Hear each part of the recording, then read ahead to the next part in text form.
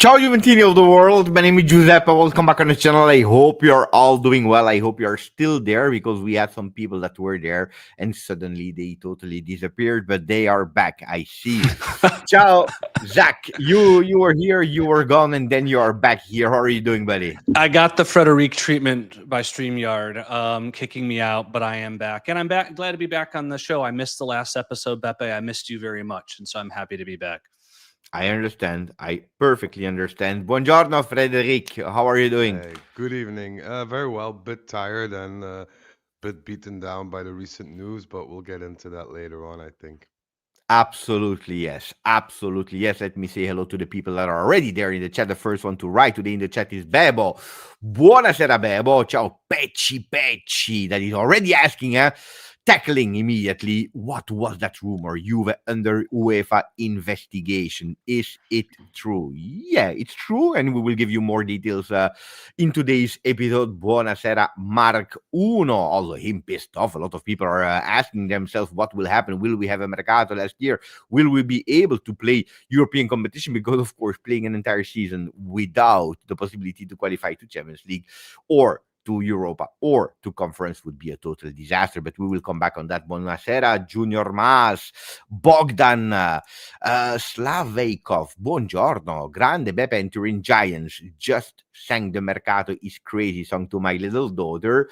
She's 10 months old and she fell asleep. Thank you, Beppe. Falling asleep during Mercato is Crazy song, I don't know if it's a good thing, because usually it's a music that gives you boost, energy, dynamism. If you fall asleep, it's probably like our Mercato this season because we didn't have a lot of movements. Anyway, it is what it is. Buonasera, Hansi, and to all the people that are joining, you know it, every Thursday we are here, 10 p.m. Italian time, with our friends from Turin Giants. I tried the live collab. It's not working. It's working at the moment only for videos. So if we do a video that is not live, we will be able to share it on both channels. At the moment for lives, it is not, or you need to really go with a lot of technicity. I'm not that great. But on the other side, I really want to say that we are here Thursday at 10 p.m. live. You can watch it in replay or podcast version, Turin Giants. You go on Spotify or on Apple Podcast, and you will be able to hear us. I heard that a lot of people are listening to us in the car, at work, not necessarily putting YouTube on, which is fantastic. And then don't forget, because I do the usuals in the beginning, don't forget to also visit the YouTube channel of Turin Giants, where they're extremely active with fantastic, beautiful takes. We support each other from the Juventus English-speaking community. That being said, we start. You saw the title, Can we survive without Gleison Bremer? And then selling Juventus rumors is the second topic, and we will include UEFA. We'll speak about the lists of candidates of the board of directors. If there are some names that are a bit more known, we will give you details. What do we start with? Let me say hello to Mikkel first. From Denmark, another day with terrible Juve news. We are all on the Titanic and we got a new captain, but still hit the iceberg. Buonasera, Mikkel. Do we want to start with Bremer? Zach, I saw that Zach wanted Bremer. Yeah, I mean, it is the oldest news, but I think let's just start there. It's one, just like we talked about with Cabal on this episode, on this program, what, two or 3 weeks ago. First, I feel so bad for the athlete, right? Having spent all that time out to come back and have to now spend an extended period of time out because it's the same leg that he had hurt before. So we'll just, from a person to person standpoint, I feel bad from him. From a team standpoint, I feel horrible because last year we were able to scratch into top four without Bremer, playing predominantly a four-man back line. Well, now we have a three-man back line, down our best defender, and we already needed, in my opinion, a world-class center back going into this season. So now we already were missing one, now we're missing two. And so I think it leaves us enormously empty in the back.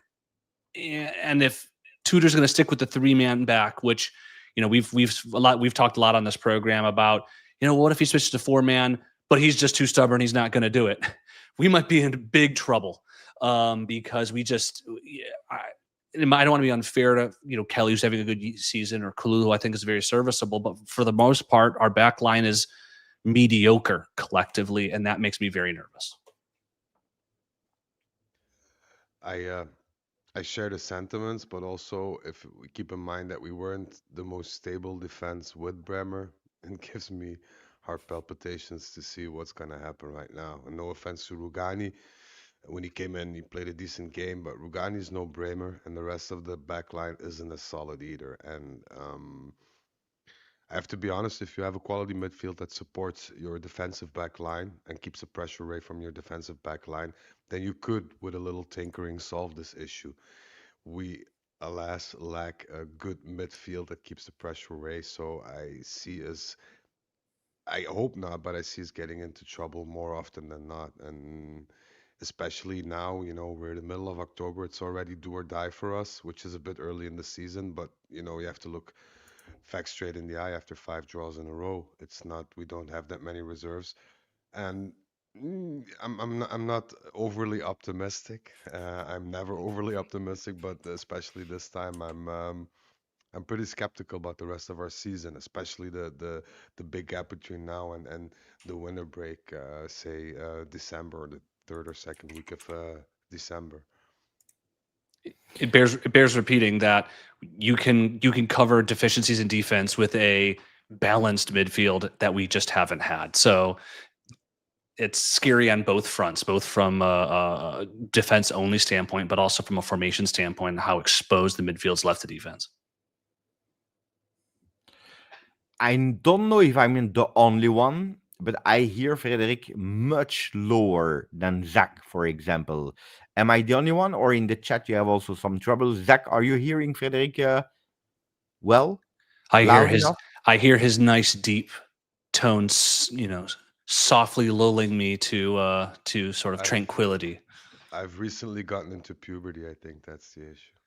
No, I hear you really, really, really not loud enough. But I hear you, huh? But I need to really concentrate. I need to close my eyes to hear you better.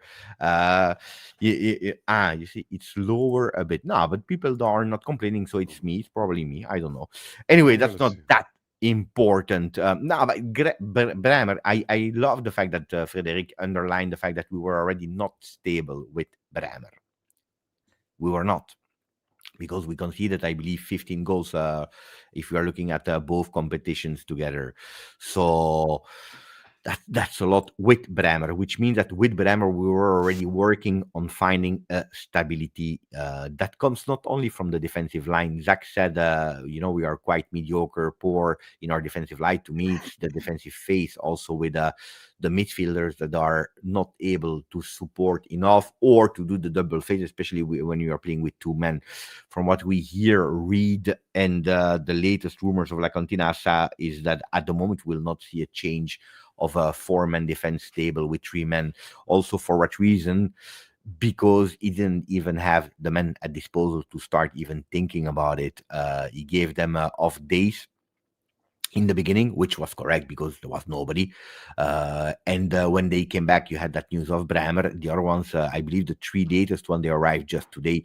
So you don't even really have a lot of time to change it. Should he have anticipated it? Probably yes. Probably it was even in his mind to change it in the future when Cabal 100% fit, when this, but unfortunately you cannot plan too far in the future because you never know what can happen in the football world.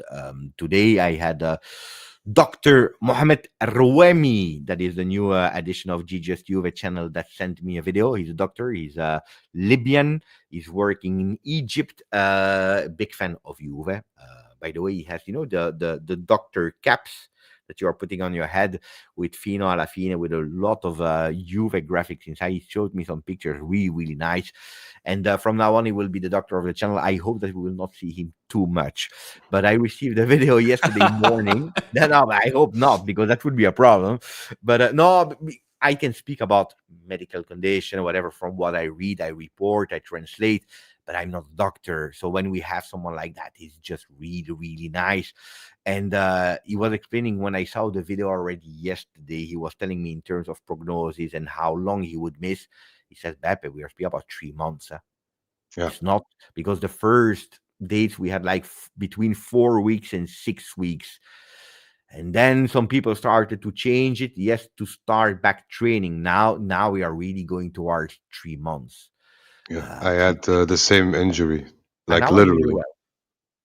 Ah, okay, that's good. I clicked some buttons. I think that worked. Farad messed a bit with my setup yesterday, but I think it's all right now. No, I have the same. I had the same injury, identical. First the ACL, then the meniscus, and the meniscus for me was a lot harder to get back from because all the stability was gone. It was. I think it had to do with being. Yeah, a lot of pressure received on my knee that my weaker ACL couldn't cope with. So all the pressure shifted to the meniscus and the kneecaps as well, which caused inflammation on the kneecaps as well, and the tears in the meniscus. And for me, it was a lot harder because the ACL, at first it hurts, but after a while, after surgery, it gets better. You tend to recover. You don't feel as much. But the meniscus for me was the hardest part because it kept also inflammating during revalidation, which is very normal because it's a tendon that when rested and gets enough rest can recover, but when even minimal suspension goes onto it, it can inflammate very very quickly due to the cartilage and things surrounding that. So and not that I was a good footballer before, but I never recovered from that injury in terms of explosiveness. Of I also think mentally, you also fear the worst. You try to not give 110% because in the back of your mind, you're always contemplating going back and forth to that injury back again. For me, it's very, very, very negative news. And I think if you are somebody who entertained the idea of having that, or did you, or you had some, how shall I put it, relevance with that injury, you can put yourself in Bremer's shoes. But also, given the fact that we're not stable, Bremer's going to take some time to get back on his feet. It leaves us a bit in a twilight zone. What are we going to do? Are we going to buy another center back? Because we also really need a full back or a wing back. What are we going to do with midfield? What's the priority now? What's Yeah, the but I, prognosis? It's a lot of issues rolled into one. Issues we can look miss at at this last moment. year. Look at last year. We can criticize the summer mercato or not, uh, but I remember that when the summer mercato closed, before understanding that Managers, Douglas Luiz, Nico Gonzalez, and that they were all not performing as we wanted, the priority was already thinking, okay, we did that, and then in the winter we go with a good striker, that can pair up with Dusan Vlahovic, that can rotate with him, and that's it. Because we have players in every role. Maybe we miss someone on the right, maybe on the left, but the team is there. And then you have a double injury for the entire season of Cabal Bremer, which shifted totally, but totally, the way of doing Mercato with a limited budget that was actually put aside for one player, and then you need to go for two. The mistake that we do this year is investing too much in other roles, hoping, praying that the ones that you have will end perform and stay fit. And we see the case with Cabal. We see now the case with Gleison Bremer. It's two players that you are missing immediately, which is of course problematic. Now, there were a lot of talk about, was it badly managed from Juve side? Should we have waited more, managed better the minutes paid per player? Or was it bad luck because of the fragility and so on and so on? The most experts are speaking about a coincidence, because you just keep a player in their fridge, at a certain moment they need to play. And when you see, there was probably 1 week where we forced on Bremer. Except of that 1 week, I didn't really see Bremer forcing. When against Verona, he didn't play. Milan, he didn't play, being cautious. Maybe we should have anticipated it. The only there are two bizarre things with the Bremer case. Maybe I'm paranoiac or not, I don't know. Tell me. But one, he fall on the ground after the Verona game without playing. You tell me it's fatigue. I can even, oh, yeah, why not? But that's strange if you didn't play and you have four doctors around you. But okay, that's the first. And then out of nowhere, he goes immediately in Switzerland to be medically visited. That means that you already know. He comes back from a few days of rest and he goes to Switzerland. I believe that J Medical is a lot of people are criticizing, but it's quite well known in Italy. It's quite good. The J Medical, I think they are expert enough to see if there is a problem or not a problem, but they send him immediately there. So that means that we already knew since a few days that Bremer couldn't make it. And maybe we could have anticipated the surgery, but what do you win? 1 week. That's it. I think this is just me thinking out loud. I think they noticed the tear in the meniscus, but they wanted to wait or have a second opinion about the seriousness and the size of the tear. Because if you have a really small tear, you can basically recover by just resting. That would mean that Bremer would have been out potentially a month, 5 weeks at the most. And I think Juventus opted to see if that was a possibility, if that could be.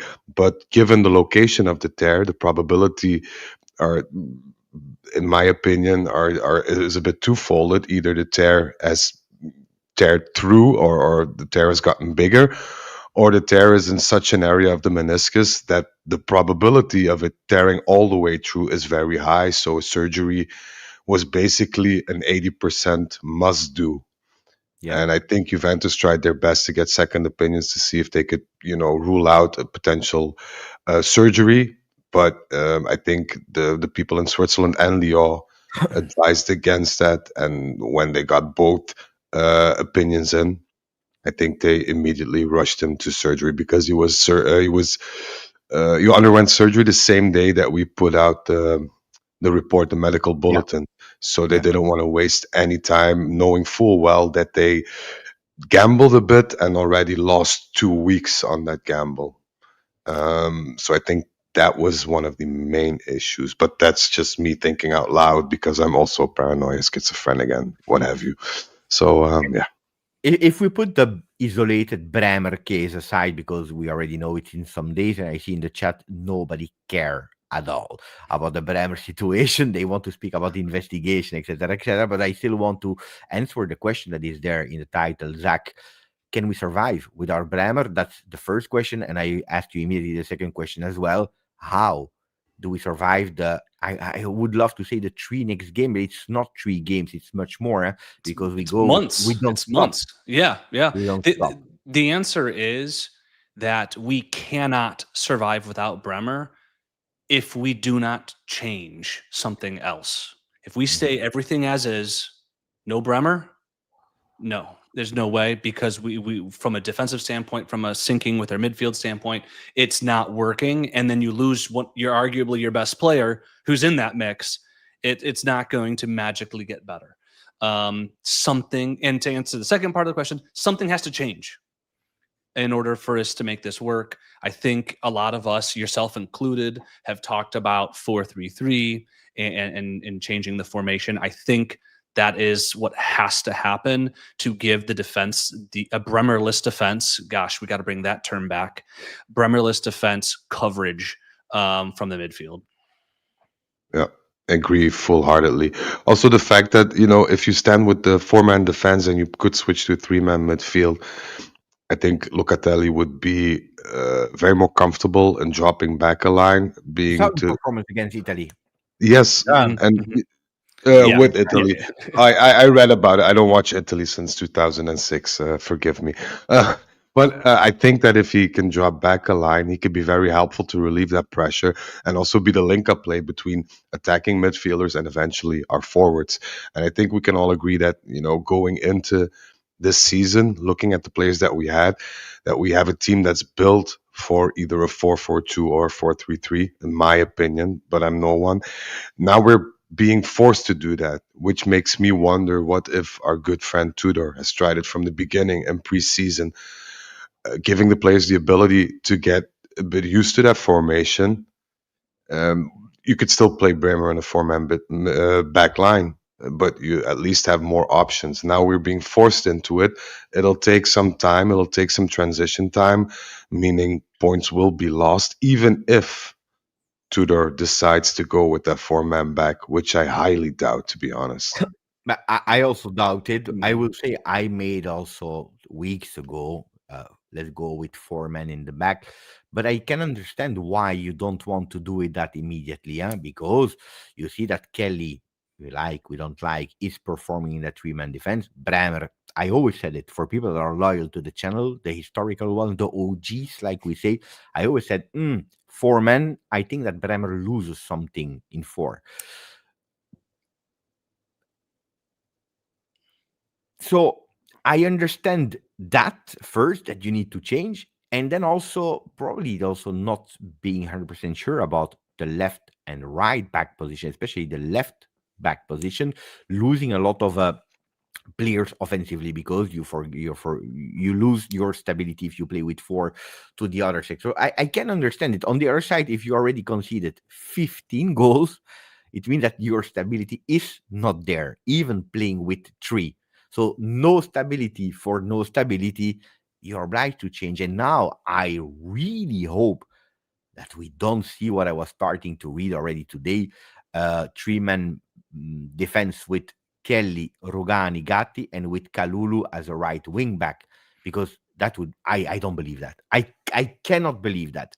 I think it's just journals that are trying to anticipate, but that would be great because that means that you have at the moment four players for your three-man defense, and you are playing the four of them. That's potentially a huge big problem. Zach said we cannot if we don't change. I think that Fred is going towards the same direction. If we don't change, if we continue to play 3-4-2-1 in the next coming games, um, what can save Juve in Como, Real Madrid, Lazio, and all the upcoming games? There's one player I feel like that can change my whole impression of this thing, and it is Cambiaso. Mm. A informed Cambiaso can cover the middle of the pitch. That gives the further security not only to the midfielders but also the defense. Can help progress the ball in between the boxes.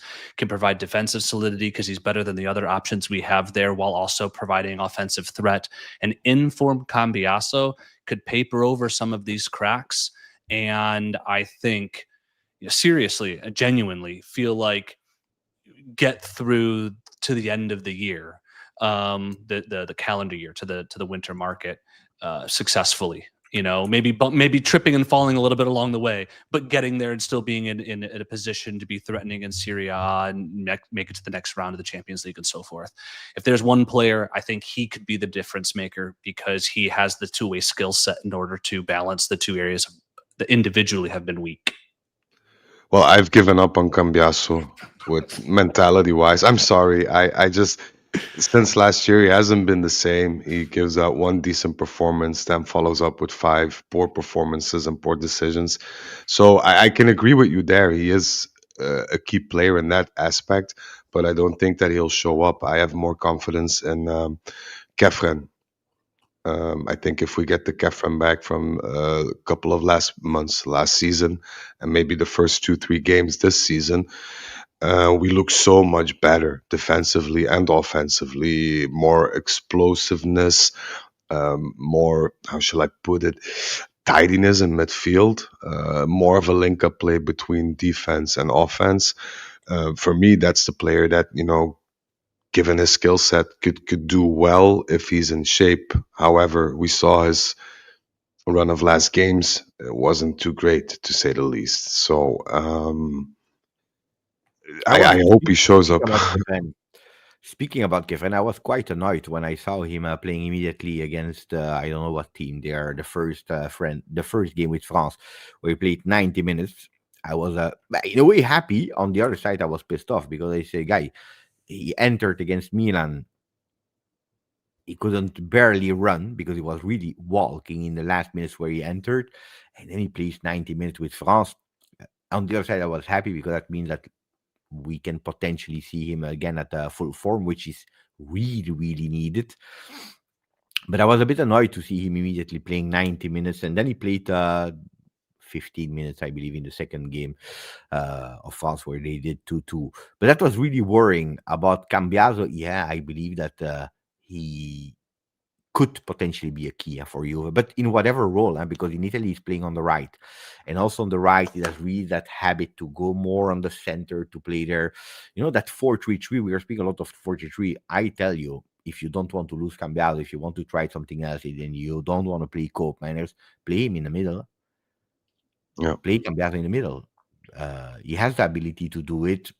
Test if we really need to go to 4, but I don't believe that we will see that solution in the next 3 games. Not even because we say 3, but look at the calendar. The calendar is saying, wait, I put it up again in a second. Let me share my screen. I forgot to do that. Here we are with the calendar. Calendar is saying Como, Real Madrid, Lazio, and Udinese. We are speaking about 4 games in 10 days. And then immediately you have Cremonese, Juve Sporting. By the way, announcement. I'm quite cautious, but at 99%, I should also be there for Juve Sporting. I know that a lot of people said, Beppe, are you going to Sporting? Because I go, but I don't remember who. So if you are watching the replay or if you are here live, I will be there for Sporting as well. Then Juve, Toro, Fiorentina, Juve, Bode Glimt, Juve. Yeah, Fiorentina and Bode Glimt is after a third international break. But you see, we have a lot of really, really tough games. And there is no time to train, to change, to test. Or the game can be a test, but not during the week. You don't have time. It's a gauntlet. I'm tired of this, man. I'm tired, boss. Like I'm so tired. Like it's been like this. We've entered a temporal loop of time and space continuum. It's frustrating, but this will show Okay. us not only the In coming. the last 7 days that we didn't meet, what was the thing that really gave you that knock or saying, like Mikkel here is saying it's Groundhog Day, or what is it, Groundhog Day? Groundhog Day. Mm-hmm. What was it? The biggest one? It's a culmination of all the little things. I think it started with Bremer, went downhill from there. Then we talked about Felipe being called up for the first team. He was injured as well. Everything we touch turns into something else, which I cannot name on YouTube. But it's all the news recently, past couple of days. It's all been going downhill since. Bremer, and you could take the draws and the not so fun games, or the not qualitative games, or whatever.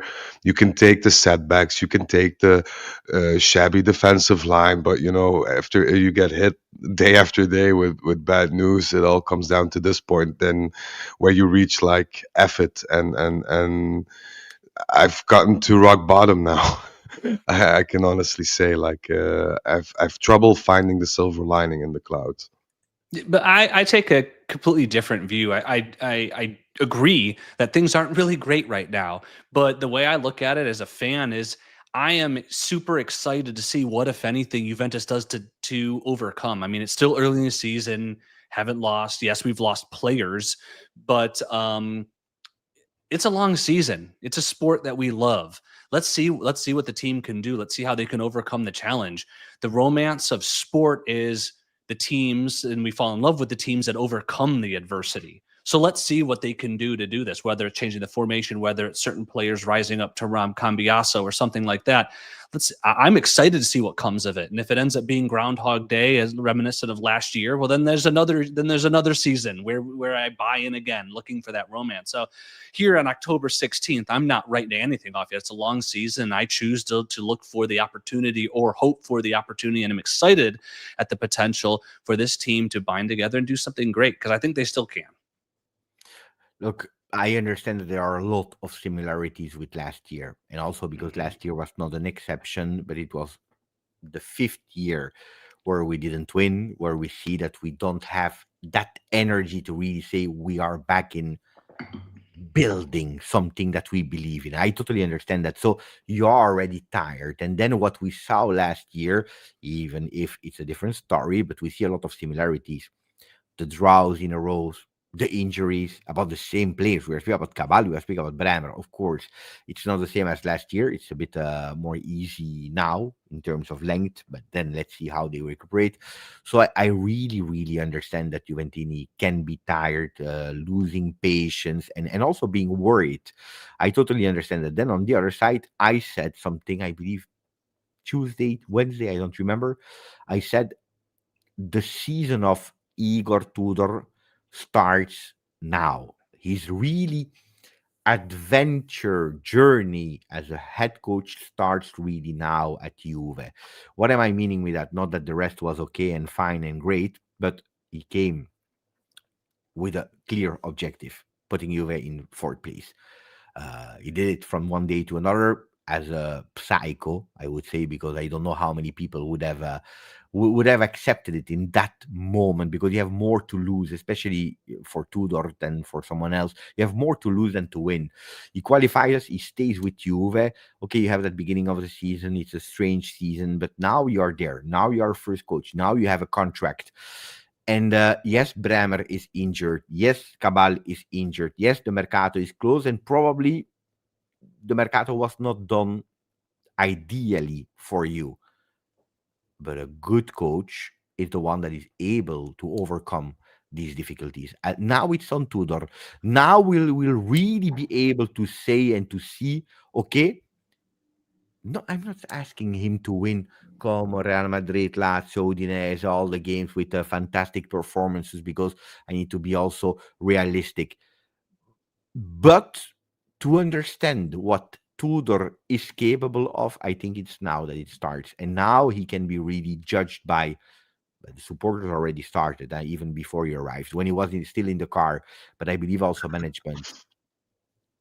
Yeah, but I can understand that, putting myself out of the Juve equation, because we all know the history of Tudor. We all know it, and we like him because of his Juventus past. But if we focus on the things that he's achieved as a head coach, then, I mean, there's not much to be enthusiastic about, in my opinion. I don't know about that. I would counter that one. Then, if you're telling me, is he the one that already proved in his career that he could bring Juve to winning the treble? No, he didn't do that. On the other side, I saw some beautiful things from him. Wherever he went, to Marseille, he really impressed me at Marseille. Then locker room exploded, also partially because of him. But I really enjoyed what he did at Lazio, and then for the same reasons, he's leaving there at Lazio. I loved when he jumped at the Udinese, Verona, what he did. So I really enjoyed what he was able to do, always, of course, as a caretaker, pushing there and able to do something. What I was really questioning myself is, what can he do with a long-term project, when he's there to build? That's where at the moment he's not really convincing me, because I don't have a lot of records of that. So there's no record of it, Beppe. He hasn't stayed at a club more than 50 games in 12 years. Okay, there's no record of his ability to manage a team long term. Yeah. And there's no record, and this is not me indicting Tudor here, but this is just a fact. He doesn't have that record, and he doesn't have the experience balancing a club over multiple competitions in the history of his. But I appreciated that in a way. For what reason? I appreciated it because he's a guy that, if I don't agree, if I don't believe in it, I prefer to leave. I prefer to leave at the end of the season. I really appreciate that. Mm-hmm. Which I said before, I believe when we were in US, I really hope that Tudor stays Tudor. Because if he starts to do some compromises, if he starts to accept things that he would not usually, because he's at Juve, then we don't have Tudor. I love the Tudor that goes without compromising. Boom, boom, boom, boom, boom. We go, we believe. And that's where he was able to do beautiful results. Then, of course, I would have loved that he would be able to stay more than 50 because he finds his way of course, you need to close an eye something on some decisions at Juve because it's not Galatasaray, it's not Marseille. But let's see what he can do. But he will have to show it now. I really believe that he's probably, yeah, we are right here in saying it's not only his Juve bench, but probably his career as a coach can have a significant good or bad take now with the coming weeks. It's going to come quick. It's going to come quick. If there's a series of losses, forget about it. If there's a series of wins, then we're going to come back on here and say he was the greatest thing since sliced bread.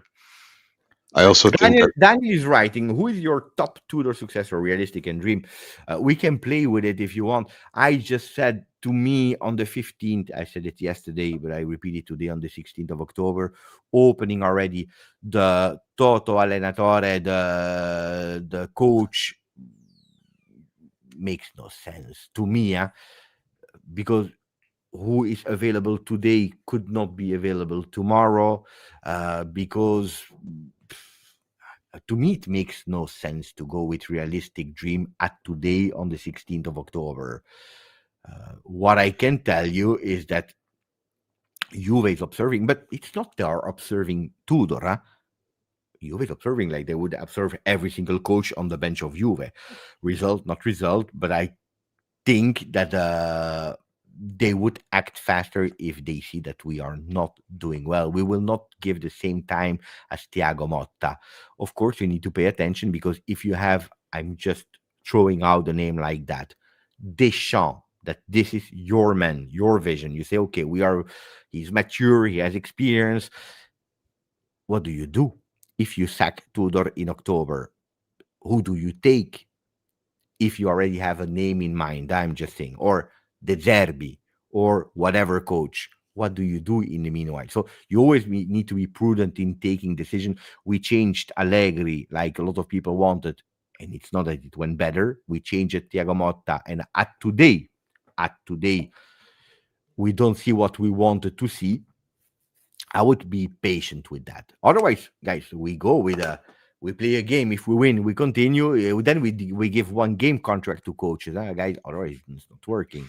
You win, you but stay. that's the thing. We keep on switching coaches, and I wasn't the biggest fan of Motta. I'm not the biggest fan of Tudor either. But what's the point in switching all these coaches when for 5-6 years we've been doing absolutely nothing? Is it then the coach you need to look at, or is it something else you need to look at? That's my question. Because we keep on spending, we keep on buying players that seem to be good players with the potential to be world-class players. Douglas Luiz, Koopmeiners, Jonathan David. And they never become that. That didn't happen under Pirlo. That didn't happen under Allegri. That did not happen under Motta. That didn't happen, or is not happening under Tudor. Where is then the issue? And we can keep changing, and we can burn Zidane as well. We can bring in Zidane, leave him coach for 6 months, fire him then. We can get Deschamps, we can get whoever. But the coach itself is not the issue. The coach is part of an issue that is bigger than the one that we are thinking. And until we resolve all the other things surrounding the coach or the issue about the coach, then we can start thinking, okay, maybe this coach is not a good fit. We should look for a substitute potentially. But now we're burning all the bridges. We're throwing away the baby with the bathwater instead of looking at the deeper underlying issue. And that for me is frustrating because that creates the feeling amongst fans that you're in this loop. You keep repeating the same mistakes. You try to apply the same remedies, but the results stay the same. You're getting ahead, but you're getting ahead of us, though, Frederick. We are, 8 games into a season? We're still undefeated, playing actually a harder set of games than almost any other team in Serie A. And our schedule's entirely front-loaded, right? Now, I think people are afraid because they see what's happened so far in 8 games. And they look at last year and they project those 8 games out to 50 games that we're going to end up playing. And it might end up being that. But let's not get ahead of ourselves. It's still very new. Anything can happen. Bad or good. You can Tangibly speaking, you can sense that there are a lot of things that are not going wrong, which should have been remedied a long time ago. And this is not just a coach issue or quality of players. There are a lot of things at Juventus that aren't working the way they should, things that should have been remedied by now in order for us to build upon that. So we're late as a structure, as a group, as a squad. We're late, and we're not showing any complacency to get back as fast as possible with a clear view. And I think this is what's bothering me. Because if you're Comoli and you're in charge and you say, okay, this is the fifth draw and whatever, sure you can talk to Tudor, sure you can talk to the players, but you always need to have that plan B in the back of your head. And I'm pretty sure he has that. But my question regarding the whole of Juventus is your plan B going to be better than your plan A or your initial plan? And Mm. that's the thing that we always, in the last 5, 6 years, have managed to um, squander, because you create a new opportunity for yourself, for the players, for the coach, for management, but you still make the wrong decisions, decision after decision. And this is my main frustration, not the coach, the quality. I mean, everything is fixable, but you cannot build your attic when your basement's not done. And we're starting at the attic, and we're putting in windows and doors, but we haven't set up the rest yet. And that's what frustrates me very Yeah, much. I So, said my biggest fear was the mercato that was strangely done this season. Was really strangely done. I didn't understand Openda at all, and I like the player. I don't like Jonathan David that much, but I like Openda. But I don't understand why you go with Openda when you already sealed the deal for Jonathan David, knowing then Dusan Vlahovic, he would not leave. We understood it. We all knew that he would not leave. So I really don't understand why we did it. Great opportunity, opened up. Could be because he's a great player, but I really didn't get it because the team is difficult. Now I want a really honest question. At today, without projection, at today, we have 8 games played, right? 2 of Champions League, 6 of Serie A. If we go with the fact that none of us believe that we would have win the Scudetto, that we were not strong enough to go for an entire season in competing until the end, are we in a dramatic depression situation right now? Dramatic depression situation. That's what I feel since weeks now with No, Juventini. that's. I mean, Frederic and I are kind of two sides of the same coin. Where I choose to be optimistic situation, even in dark places. I look for the candlelight, and so I'm not deep and dark and depressed here.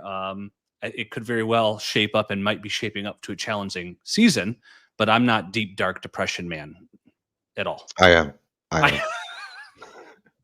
Yeah, I'm gonna come out and say Yeah, but this. I'd that's rather good. just be myself than put a mask on. No, I am, because I see so many, not similarities with just only last season, but similarities of a team that we, not only Juventus, but if you look at the history of football or the decline of certain teams, you can feel the decline, the pressure rising, and we don't have a management team or a football team that can cope with pressure at this moment. And if you get that amount of pressure, you could also see it at Tudor's latest 2 press conferences. And I know, Zach, you always tell me don't pay too much attention to what they say in press No, conference. But if no. you look at his The body language, the way that he, pre-game is important. it was really like this man is stressed out very much. And you could feel it in the players as well, because they were scared to make certain errors. They were scared to try certain things. And for me, when we're halfway in October now and we're already talking about it, so there is a foundation here that as to why we're talking about it. For me, that's alarming, because if you have to consider being in the middle of October and thinking, Champions League not gonna be it, Serie A not gonna be it, already after a month and a half, something's just not right, in my opinion. But the hilarious thing is, Frederic, is we go in. If we win a game or two in this, if we win 2 of the next 3, then y'all will come back and say we're back. You know, it's like, I mean, it's still 50 games. We're 8 in, no losses. I mean, you see in chat, there's absolutely no reason to be optimistic. That I feel like is extremely hyperbolic. I can understand seeing the trends and the similarities of last year, but it's not April and we're not in 8th place. You know? No. But I understand what you're saying, and that's why I want to pick in on the question that Masood is asking in the chat. He wants me to elaborate on the other issues. I think we lack a decent structure management-wise. We still have no sporting director. It's October already. We don't have any clue who our sporting director is going to be.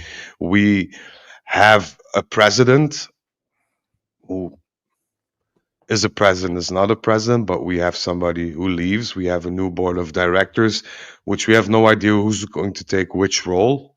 We thought Chiellini was going in, now he's going out. We don't know what's happening there. Our physical team has been proven not to be the most reliable. I mean, and those are just facts. We have J Medical that discover injuries 3 weeks after they were sustained, which I also found very strange. And Oh, sorry, guys. no worries. No. Ah, 95 minutes. They give 5 minutes of extra injury time. They scored the 96th. Shit. they did a Juventus. Oh. Well, yeah, that's Sorry that I another. interrupted. No, it's another picking bit of up now sad because- news. Why not? Let's pile on the sad news. Let's make it a bunch of it. No, but there are so many things that we need in order to succeed, apart from the players on the pitch. And even there, if you look at the players on the pitch, their physicality. I'm sorry, I saw people this third game of the season, hands in the sides, puffing after 20, 25 minutes. Yeah. If you tell me that that is acceptable in one of the greatest football teams in history, and you say, well, let's be positive. I'm sorry. After those things, it's very difficult for me. No.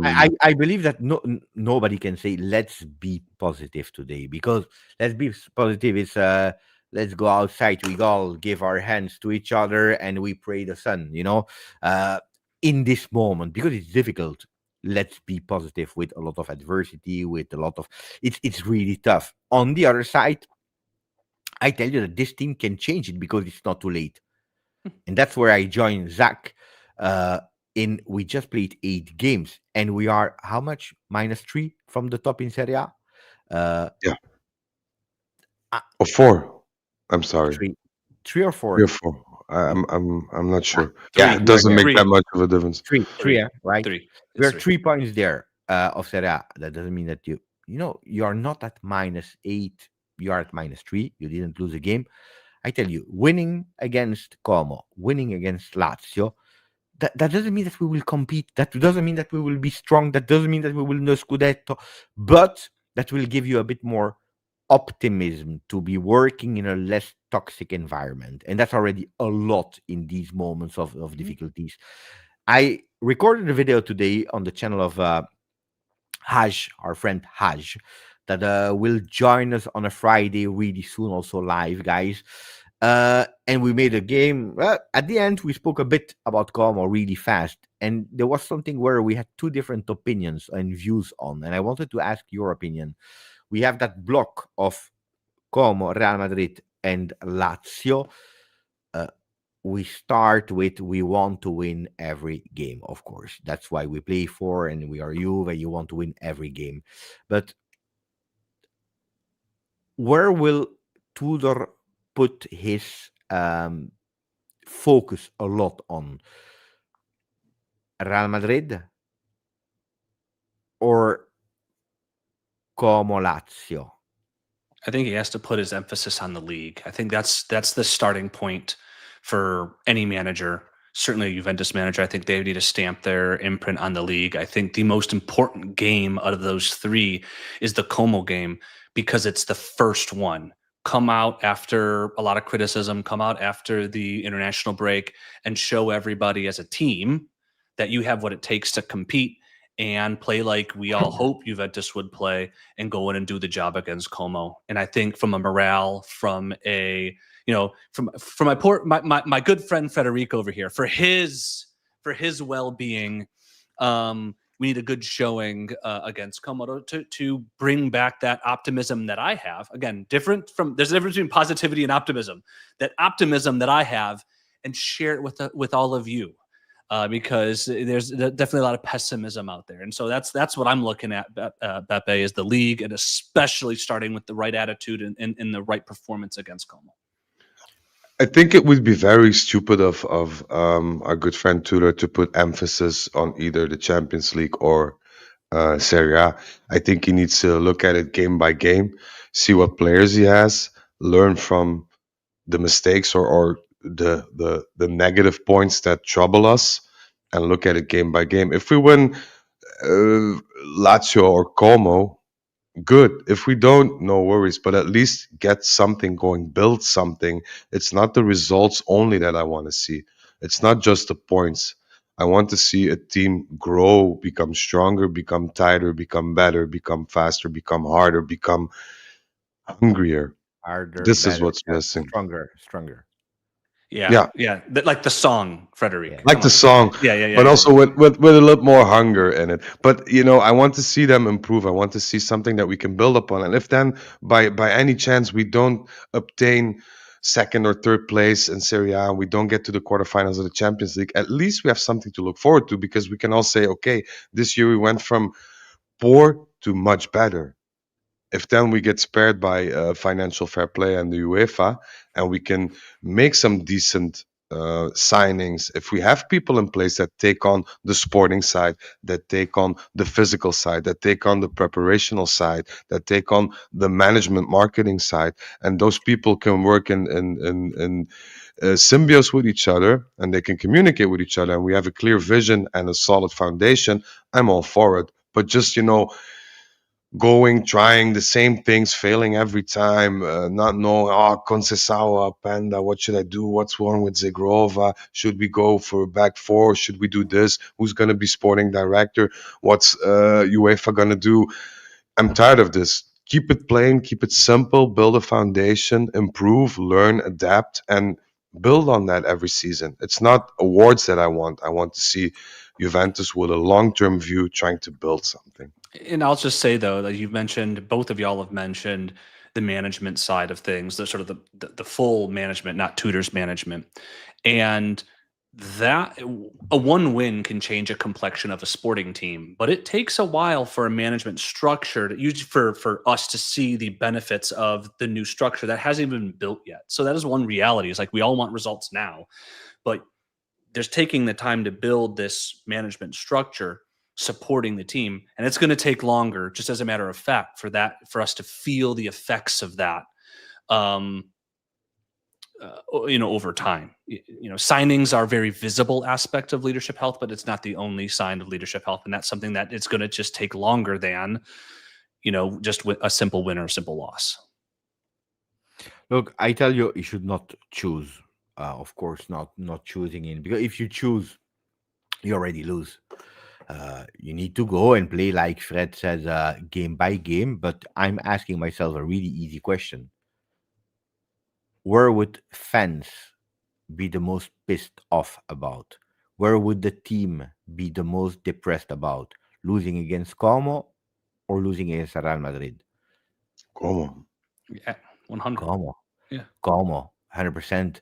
So I don't think so, but I would absolutely not focus on thinking already about Real Madrid. First of all, you never do that, but I would absolutely not, because, and it's really brutal what I will say for every Juventino, but the reality is that today, on paper, Real Madrid is miles ahead of Juve.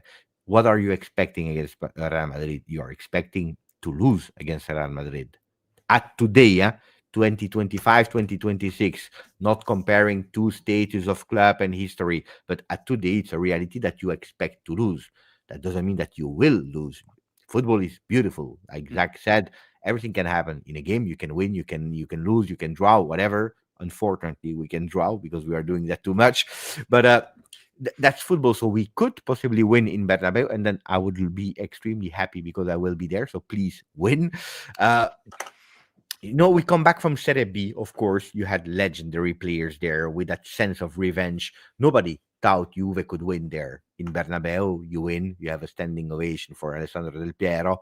Um, maybe, brace of Kelly, standing ovation in Bernabeu. Lloyd Kelly, I would be happy. Fred is smiling already. No, but if we are really realistic, that game on paper, you already lost it. Como, you must win Como. You must win Como, and you must win Lazio. So to me, and that's where I join Zach, Serie A is much more important in this single moment. The Champions League will start after Real Madrid. Yeah. Our chance Also, to qualify in the top 24 after Real I Madrid. I honestly think that if we don't get minimum fourth place this season, we're going to see another dramatic 5 years because financially we will be Yeah. burned to the ground. We will be really burned. We're with our lips above water right now. If we don't qualify for Champions League, we'll be pulled down to the bottom of the ocean, financially speaking. And that is very scary because in today's football, if you don't have the financial needs, you cannot compete, not even in Serie A. We have to be very realistic about that, I feel. Is that the possibility? Colo that is writing, we will win against Real Madrid and then we will lose to Como and Lazio. I wouldn't sign for that, but Anything's possible. anything can happen with Juventus at this point. I could see us like drawing Como, beating Real Madrid in the last minute, and then maybe losing against Lazio. I can also see us getting 0 points. I can also see us getting 9 points. I don't even know You what called the hell zero is going on. points. I You called called zero. zero points. I stand by it, and that was before Bremer was had that surgery. So imagine my optimism right now. Negative points. Yeah, which might happen if UEFA gets. Oh, don't let me. No. Oh, we open fast that second topic. Of course, a lot of people are afraid. So the news of today are Scannavino said goodbye or Juve said goodbye. Surprised? I don't think so. We were already anticipating it, speaking about it already Yeah. when Damien Comoli came. If you are a bit logic in what you are seeing, reading, understanding, Comoli arrives, and the responsibility that he had, not only the sporting side but also the extra activities, and not reporting to the CEO because he was not reporting. You knew that something there was already planned, was just a matter of time. Now, goodbye to Scanavino. I heard a lot of criticism. What did you do? Thanks for nothing. Get rid of it. We are just missing now the president that is leaving as well. And am I the big fan of Maurizio Scanavino? No.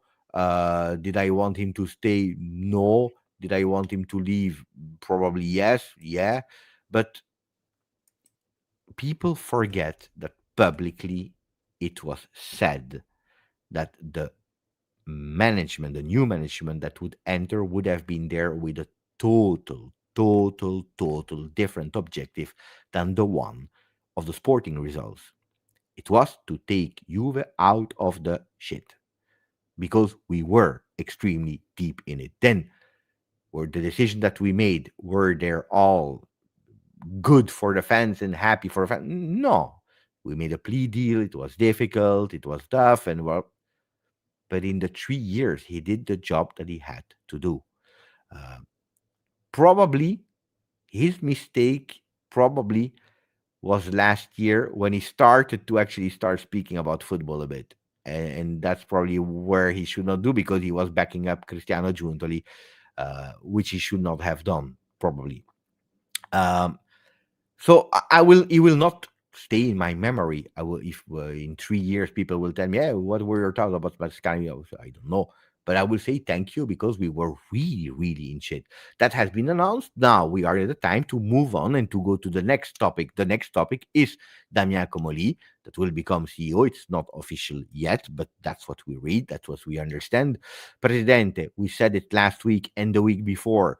Presidente, at the moment, yes, there were rumors, there were talks, but it's not at the order of today to change immediately, even if in the list of nominees for the board of directors, there are some names there, also a proposal for the president to become president of the board of directors, which could possibly be that he takes care only about the board of directors with a new president at Juve. We don't know. So it's all to understand what the future will look like, and we will know extremely fast. I wanted to point out one name before going towards the UEFA possible sanctions. One name that is De Boer, and we are not speaking about the brothers De Boer from Ajax or the one that played at Inter, Barcelona. No, we are speaking about De Boer, that is actually the CFO, Chief Financial Officer of Exor, that has been proposed into that list of CDA, Board of Directors, which means that even more the finances will be controlled and reported immediately to Exor, John Elkann, which means, that can go all the ways. Huh? We want to have a clean Juve as soon as possible because we want to sell it, or we want to have a clean Juve as much as stable because we want to have a stable Juve to invest even more later on it.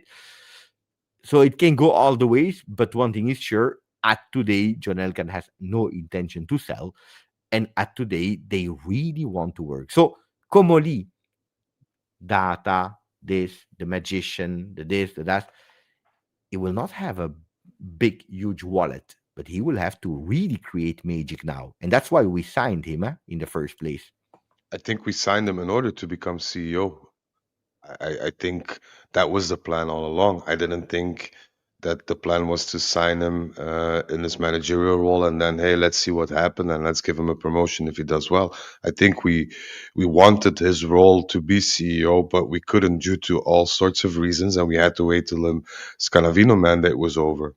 Now it's over. It's Comoli's going to take over. I think. Can I just enter Mikkel, and then I can let you speak? Why is Comoli promoted? He didn't do anything. First part, I believe Fred just answered. He was hired for that. We were just waiting for the end of the mandate of Mauricio Scanavino. So that's an easy, simple question that Fred already answered. What I want to say in these roles, Mikkel, I don't know what job you do in your life, but it's not the execution that is judged immediately in short term, but the strategy, the plan, and being able to convince in a possible on paper plan, taking men on board and already starting to put your different pieces on the board to start executing that plan. So if we expect Damien Comoli to already have done something now, today, and then it means that we don't understand management role, high level management role. And then we are wrong. Then, of course, we can judge out Comoli, out this or that, because they are totally different than executor. Tudor is an executor.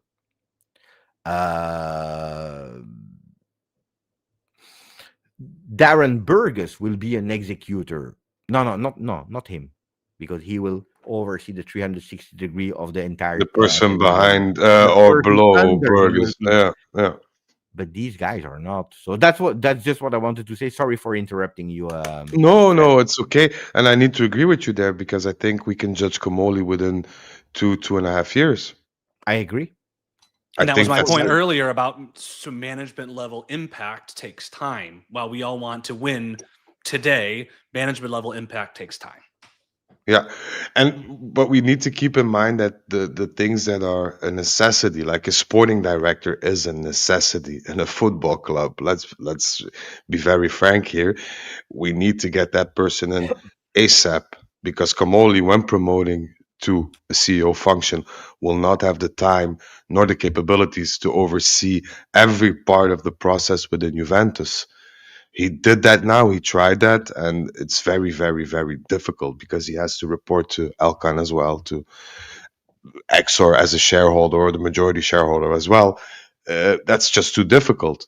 So we need the right people in the right places, and we're doing that too slow, in my opinion. I think if you have a name, you have a short list. With Burgess, the same.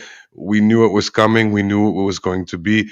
Please move on with it. Give the people the time to get into the job, get into the function, get into the whole circus that is Juve at this point. And then we can, the sooner we do that, the sooner we eventually start seeing results. I But I mean, think if we can say, like, I don't know who we want to criticize now, but if we want to criticize Comoli, let's do it in 2 years. If then we're still in limbo as we are now, then he did something wrong. Then he didn't succeed in his function as CEO.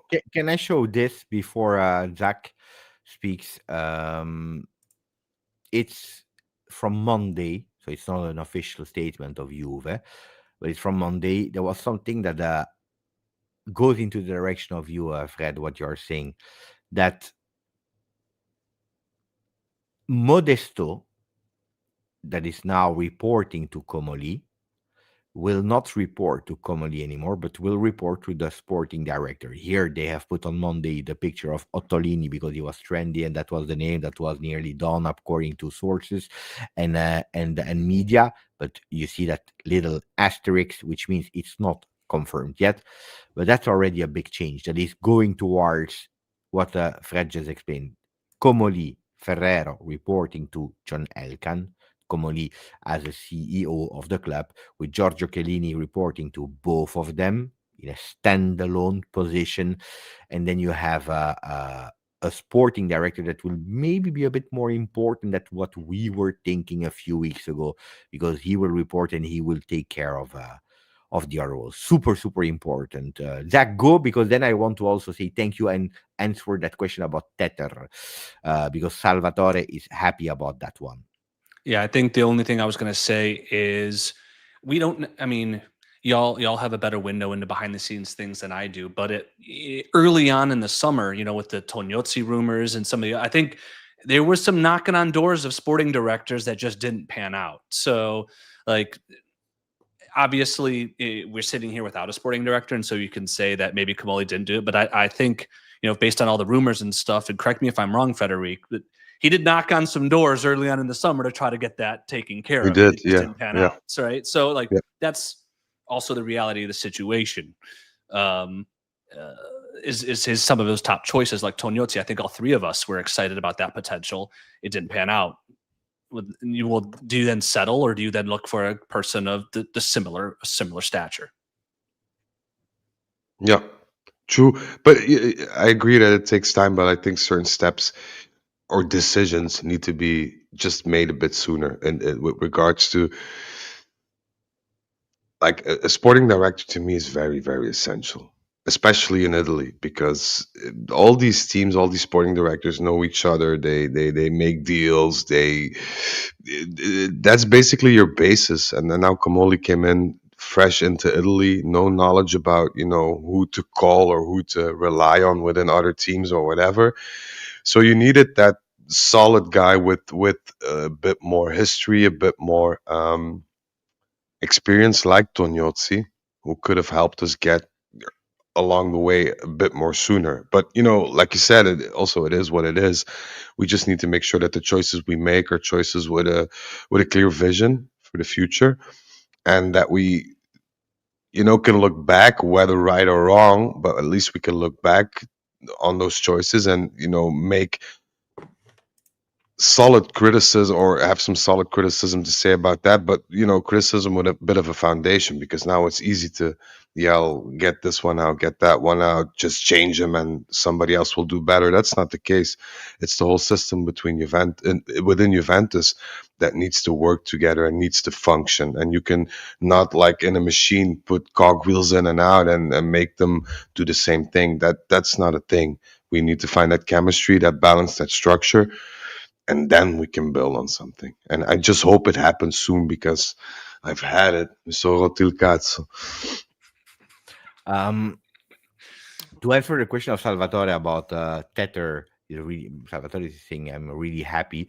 They even bought even more stocks because they raised to 11.5 today. They proposed a list of 2 persons. Doesn't mean that the 2 will be chosen. So today they gave 9 names. Exor, 2 names. Tether, and on the 7th we will know who from that list has been picked up. Could be the 11, could be 9, could be 8. We don't know. There is not a fixed number, so that's important to know. In the 2 names, they are great guys, and they have done a lot, but one of them is a dentist, Juventus. it's great, fantastic. I'm sure he's an expert in his role.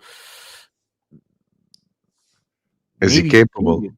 Maybe he's a genius. I don't know, but If he's a genius, he'd be a surgeon, not a dentist. But I'm sorry. No, but I mean, it's. I think Tether has the obligation to put forward names, especially yeah, with regards to their chair. And I think our good friend Arduino doesn't want to get into the CDA because it would make things difficult for financial fair play. Because if you're a part of the CDA, correct me if I'm wrong, Beppe, then you cannot, or your company cannot sponsor or bring in money to Juventus. So I think the plan of Arduino is to get shares in, but not be represented on the board of directors in order for Tether to financially help Juventus as well. I think this is the whole game plan. And you can put a dentist, you can put a butcher, you can put a teacher there. But if that's the person who is basically the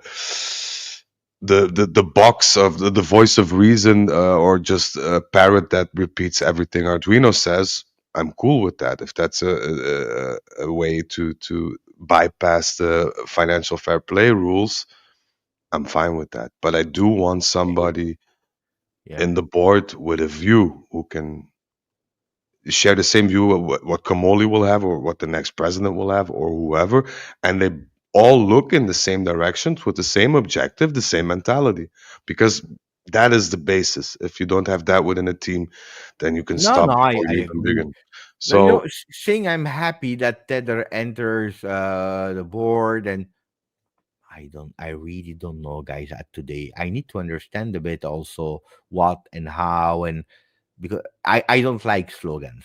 I don't like slogans a la make Juve great again. I always said it, and I will continue to say it. To me, that's the most disrespectful thing that you can do when entering somewhere. Especially if you are a supporter, I don't like that. Then that he has good intention, that he would be able to help and to bring back Juve in being great again. Maybe, yeah, but these slogan, I don't like them. I really don't. And it's not about political views, because I really don't want to speak about politics. It's not against Trump, or it's just I don't like. First of all, it's not even original. First of all, You go don't Zach. you don't sloganize if you're genuinely wanting to make things better. What that is you're trying to sell an idea, or an image of an idea to people to mindlessly buy into it, instead of letting the quality of your suggestions stand on their own for people to make their own decisions. And I think it's disrespectful to fans of Juventus that you would sloganize it and say, no, come out and tell us what you want to do. Don't treat us like we're idiots, and let us interrogate those ideas. And that's why also I think very blustery. He comes across, when you sloganize, it comes off very blustery, and I don't appreciate it as a fan for those reasons.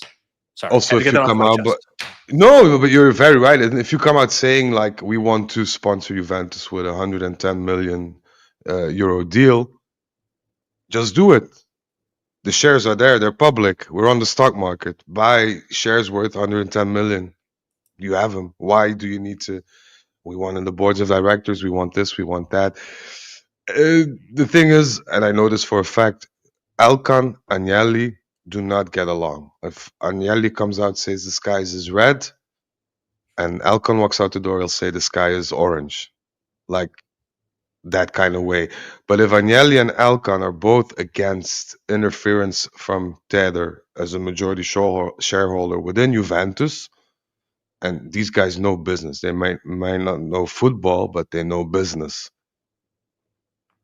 That for me, 1 and 1 equals 2. So I'm not too sure. And also 110 million, fine, but like for Alcon, Exor, 110 million is nothing.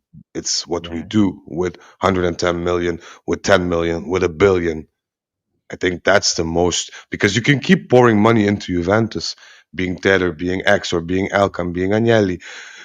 But if the results are not there and you just basically burning money, then you get under investigation because you do stupid things with no results. You don't solidify your position as a club. You bring the finances to what they are, and you still haven't gained any ground. So Tedder for me is an easy way out, thinking, oh, we need money. These guys will give us money. We should be very complacent about selling our soul very soon because for 110 million, I'm sorry, I wouldn't sell Juventus' soul for 100 billion, let alone 110 million. But Mm. that's just my perspective. Let's close with the last chapter. We'll come back on Twitter in weeks. The last chapter is that Calcio in Finanza that goes with this one, reported then by The Athletic. If you go to Calcio e Finanza, let me open Calcio e Finanza.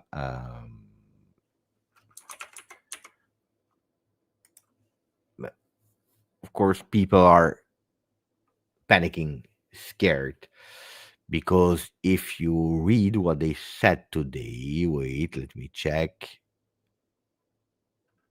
Where is it?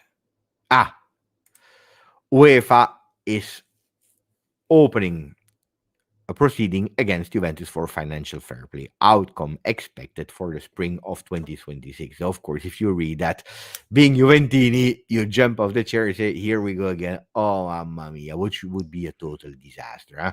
Of course, not participating to next European competitions, not being able to do transfer market and so on. So on. Then when you are reading it, the entire article, you see that it's something minor. It's something minor and not as big as what people are already going with. It's the out of the world. Then, of course, when with Seferin, with Gravina, with Kine, you can, you know, I don't want to be here reassuring people because what is true today can be totally different tomorrow and we can be sending Serie D. So I don't know. But from what I read and everything, it doesn't look a lot. The only thing that I am thinking about is that deal Douglas Luiz, Yeah. uh, Ealing Jr., and Barrenechea, because Juventus, they didn't calculate it as a swap. So they calculated a plusvalenza, a profit case, while for UEFA, it is a swap. And by the way, pay attention to Joao Mario, Alberto Costa, because also there it was written black and white. It is not a swap, but at the end it's a swap. So that could be the problem that UEFA sees in that, but it would be for a minimum fine that you need to pay. Restriction on transfer market could be the worst case scenario. But don't forget that we didn't play in a European competition last year, which brought difficulties financially to Juve, and UEFA is absolutely aware of that. So I would not go in dramatic, making it dramatic at today. No, and I can assure you the next coming weeks we'll see a number of squads that will have the same media coverage that will be investigated by UEFA and also, I think, FIFA to a certain extent. So I wouldn't go into panic mode straight away. I think this is something that has been planned, of course, given the history and the people involved. I think it's fairly easy to pick us as a target or the first team out of the pot with the names on it to investigate. But a lot of teams will follow. And I'm not talking about PSG or City because I don't know why, but they always seem to get left out of the pot of names that clubs are drawn out of for some reason. But there will be an investigation surrounding certain teams. Can you also say to Katana, I didn't say that not being able to do transfer market is not it's minor. I didn't. I say I don't think that we will get there. I said a minor fine is you need to pay No. something, 10 million or whatever, but that doesn't include not doing mercato. If you're not able to do transfer market, that's a problem. Of course, there's a problem. There's a huge problem. Also, I want to put into other light, the UEFA will investigate a certain period of time when we did transfers, but they will also keep an account with the balance that we hand in our year report of this year, meaning that we will show that we have financially are a lot more healthier, but not due to us selling players or selling them and referring to them as a swap or vice versa or whatever. But we really cut down into cost and falling back into the perimeters that are required from us by the financial fair play and the first sanction we received last year. 2 years ago, my apologies. So we have a very solid case. We might have done something wrong. Of course, that's also how FIFA looks or UEFA looks at it because it's a very ambiguous thing. But we have a lot of pluses to go next to the minuses. And that will help us in that respect. And I don't think it'll go that far. I think we'll receive a fine if we did something wrong, if they consider our swap deal a swap deal and not a straight out transfer. And I think it will end Can you there. also say to people that are complaining about mercato being done, not done? Comoli is telling you in at the microphones It when they will be want to worse. talk. He said it is difficult this session, but it will be even more difficult Yeah. next summer because he knows, he's aware of it, and he said financial fair play. So we are. I am not happy that you signed 2 players, but maybe he's already anticipating Openda and Jonathan David because he knows that next year you lose Dusan Vlahovic and you're not able to sign a new striker. And we don't know, and we complain, but the guy is actually ahead of us. Actually, But you genius, have Comoli. 75 million euro coming in from buy clauses from Nico and Douglas Luiz and stuff. So I think yes, is it imbalanced squad? Yes, was the market weird? But I think he's laying the groundwork also with the changes in management to build a sustainable project, which is as a CEO, as you mentioned before, Beppe, is that's what he's supposed to do. He's supposed to implement a vision and a plan for people to execute for long-term success. And I think we're seeing the start of that. We're a little grumpy because the results on the pitch aren't great, but we're seeing the starts of a long-term project that has that in mind. Look, I can also add that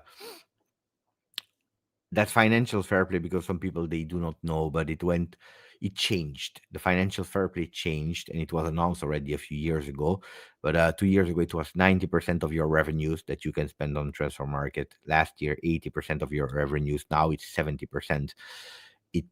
It puts Italian clubs, French clubs, German clubs, Spanish clubs. It puts everyone really in difficulty because if your revenues are 500 million, 70% you can spend on transfer market. If another club that is called, I don't know, Burnley, is earning 1 million today, they will have to spend 70%, which is much more than what Juve can do. And next year, they will have even more revenue and it will continue to grow. While the other ones, they will decrease in revenue. So they will have to spend even less. So that 70% for everyone is to me really, really bad. Really bad. Because Apart if you want from to several teams. if you want to go with a salary cap for the entire European football, I can agree with that. If you want to go with a maximum transfer value that you can spend on players, I could agree with that. For everyone the same and not per country. Yeah? If you want with 70% of your revenues, we are not speaking the same language. Because one league that and deserved that because they worked on it. I will never blame Premier League for that. But one league is so much bigger than the other, and they will continue to grow while the other ones will die. And we are going to have more and more and more and more difficulties. I anticipated that here on the channel, I believe like 3-4 years ago.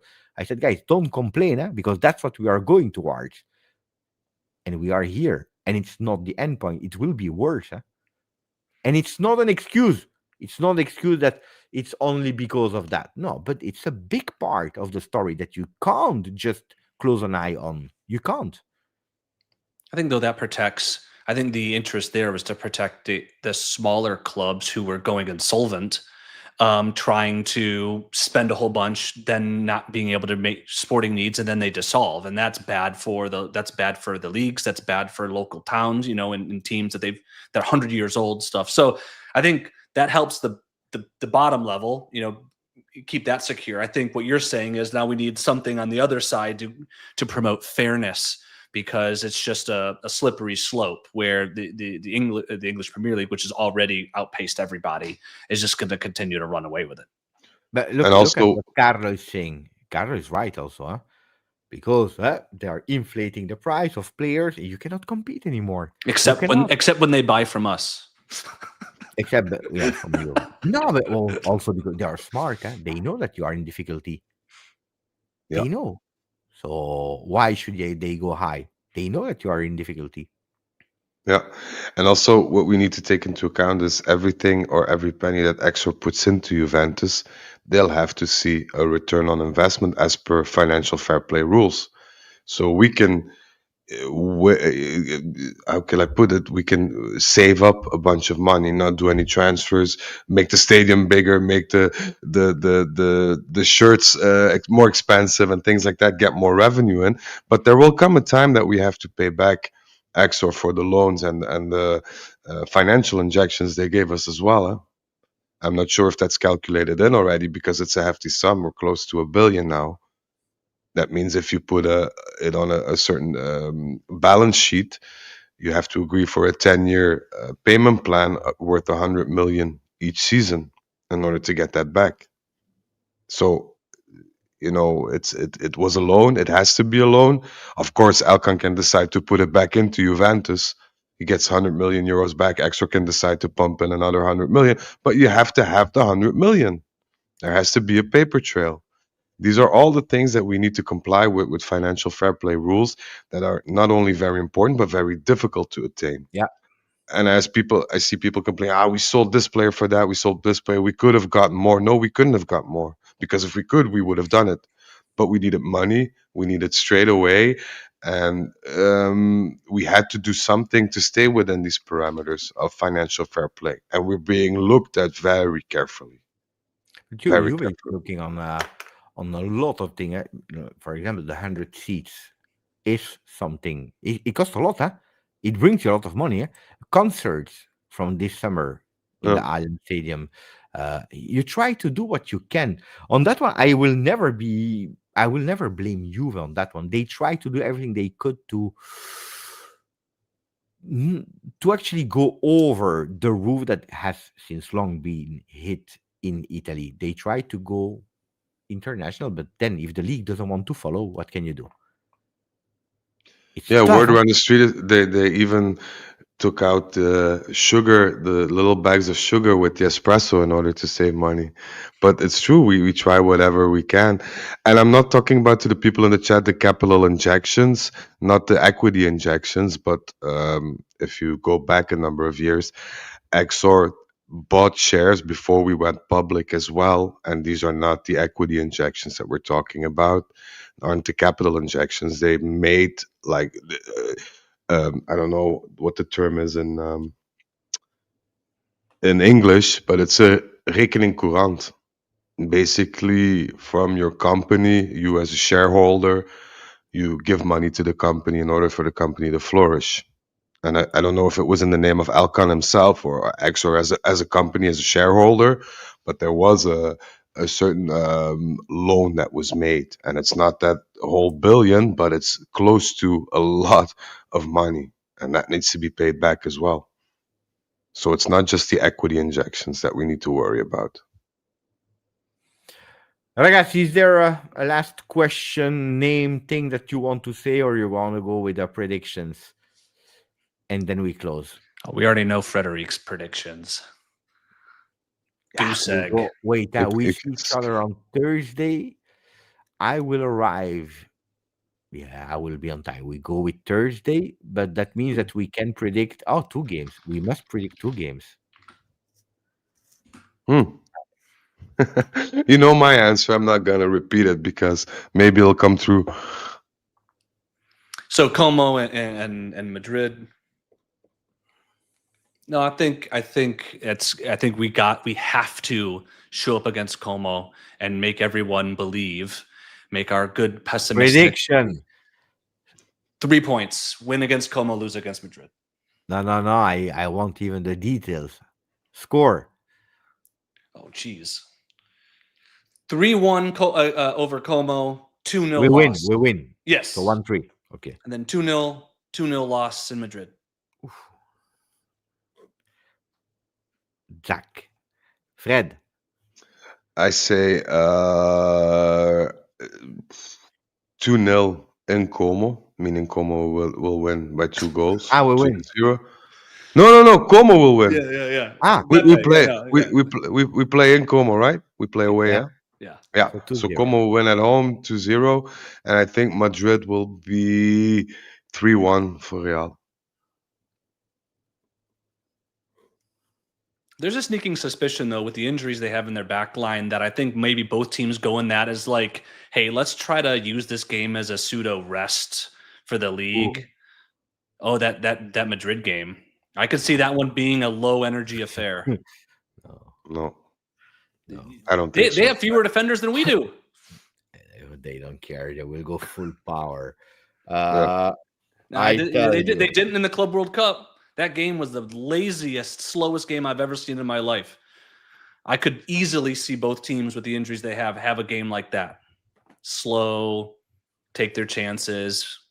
Also, I think Kostic will score against Real. That's the one goal that we score 3-1. Kostic. For a belter from 30 yards out.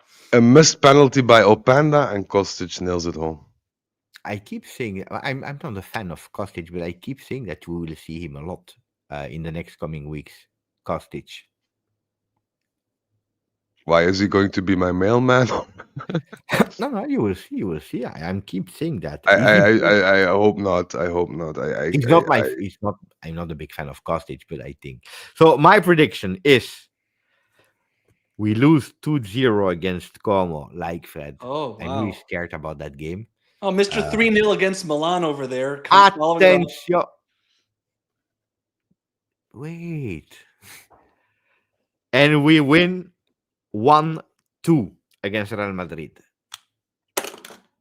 I see a win in Bernabeu. Who scores?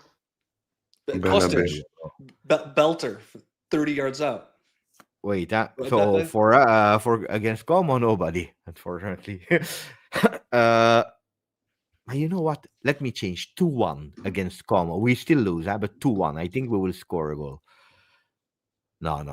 2-0. I don't see the team having the strength. We scored 2 goals against Real Madrid. Let me think. Who scores against Real Madrid? One I have in mind. The other one.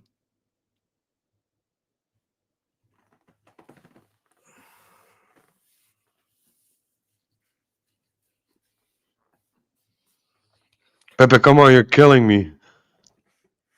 The tension is too much. Kostic with an Olympico. Yildiz Openda.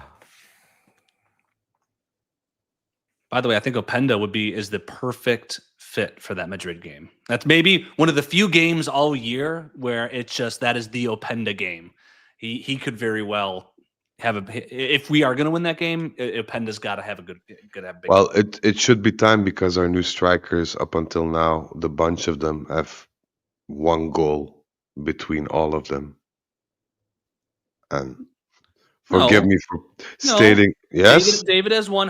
What Vlahovic has? What 3 or 4? No, the new ones. Oh. The Zigrova, Openda, David, the bunch of them, which is another negative fact coming from me, but it is a fact nonetheless. Take of that what you will. So, ragazzi miei, it was a joy to speak with you. From next week, I'm totally sure that we will be here with a big smile because it will be the day after the victory over Real Madrid. Ciao Zach, ciao Fred, but also thank you to all the chat that is always Thank you, man. present. Grazie Thank you. ragazzi. Ciao ciao. Ciao ragazzi. Ciao ciao.